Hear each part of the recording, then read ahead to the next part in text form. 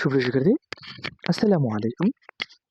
তো আমরা আজকে আলোচনা করব প্রিপোজিশন বা পদান্বয়ী অব্যয় হিসাবে যেটা পরিচিত, সেটা নিয়ে আমরা আলোচনা করব। চলো শুরু করি। তো প্রিপোজিশন আসলে কি বা পদান্বয়ী অব্যয় আসলে কাকে বলে?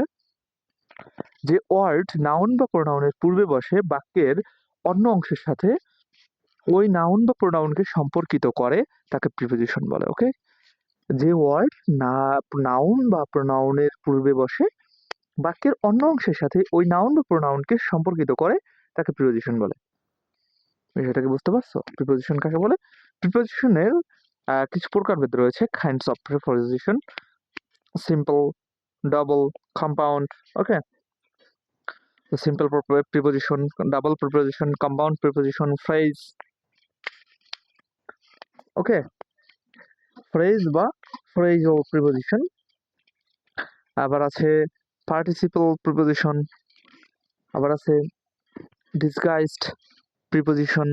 তো এখান থেকে আবার অনেক গ্রামারবিদ কিছু প্রকারকে বাদও দিয়েছেন, আবার অন্যান্য গ্রামারবিদ আবার অ্যাডও করেছেন কিছু কিছু।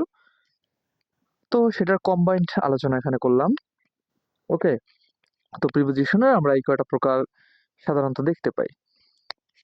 তো আশা করি তোমরা বুঝতে পারছো প্রিপোজিশন আসলে কি।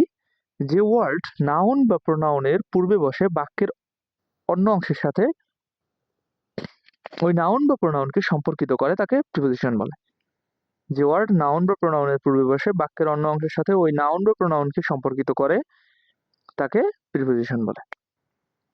ওকে, তো কাইন্ডস অফ প্রিপোজিশন, প্রিপোজিশনের যে প্রকারভেদ আছে সেটা আমরা জানিয়েছি, যে simple preposition, double, compound, phrase, participle, disguised. তো এগুলো প্রকারভেদ। আশা